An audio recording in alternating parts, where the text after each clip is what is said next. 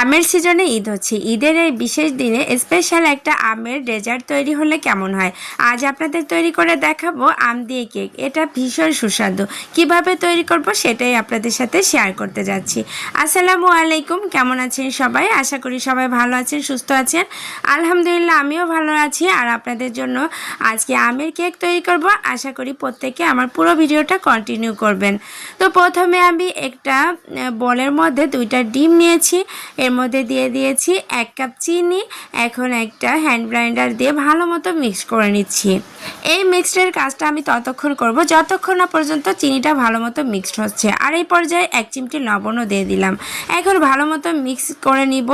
আর এখন চেক করে নিচ্ছি চিনিটা ভালো মতো মিক্সড হয়েছে কিনা, কোনো রকমের দানা না থাকলেই হলো। তো এখন আমার কোনো রকমের দানা নেই। এই পর্যায়ে দিয়ে দিলাম কিউট একটা ছোট্ট কাপের 1 কাপ তেল। এই তেলটা কেকটাকে একদম স্মুথ করবে। এখন আবারও হ্যান্ড ব্লেন্ডার দিয়ে ভালো মতো মিক্স করে নিচ্ছি। এই পর্যায়ে 1 মিনিটের মতো মিক্সড হয়ে গেলে এর মধ্যে দিয়ে দিব একটা আমের পিউরি। পিউরিটা কোনো রকমের যেন আঁশ না থাকে সেদিকে খেয়াল রাখতে হবে। আবারও কিছুক্ষণের জন্য মিক্স করে নিতে হবে। এই পর্যায়ে আমি দিয়ে দিব গুঁড়া দুধ। এখানে আমি 2 টেবিল চামচের মতো গুঁড়া দুধ ইউজ করেছি। গুঁড়া দুধটা দিয়ে এখন আমি একটা হ্যান্ড হুইস্কের সাহায্যে এটাকে মিক্স করে নিব। এখন ভালো মতো মিক্সড হয়ে গেছে। এই পর্যায়ে আমি দিয়ে দিব ময়দা। ময়দাটা অবশ্যই চেলে নিতে হবে যাতে কোনো রকমের দানা না থাকে। তো আমি এখানে 1.5 কাপ ময়দা ইউজ করেছি। ময়দাটাকে আমি একবারে দিয়ে দিইনি, এখানে আমি 3 বার করে দিয়েছি। আর আলতো হাতে মিক্স করে নিয়েছি। কেকের ব্যাটারটা রেডি হওয়ার লাস্ট পর্যায়ে দিয়ে দিতে হবে বেকিং পাউডার। এখানে আমি 1 চামচ ব্যবহার করেছি। এটা ভালো মতো মিক্স করে সাইডে রেখে দিয়ে এখন আমি যে পাত্রের মধ্যে কেক বসাবো এই পাত্রের সাইজ অনুসারে একটা কাগজ কেটে নিয়েছি। এই কাগজটা দিলে নিচে লেগে যায় না। আর তেল দিয়ে দিয়েছি। তেলটা ভালো মতো দিলে কেকটা সুন্দর মতো উঠে আসবে। তো এখানে আমি ব্যাটারটাকে ভালো মতো দিয়ে দিচ্ছি।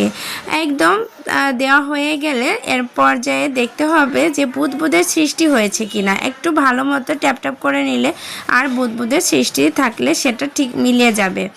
এই পর্যায়ে আমি এখন আমের জেলি তৈরি করে নিব। যেহেতু আমের কেক তৈরি করছি, জেলিটা উপর দিয়ে দেওয়ার জন্য খুব ভালো লাগবে খেতে।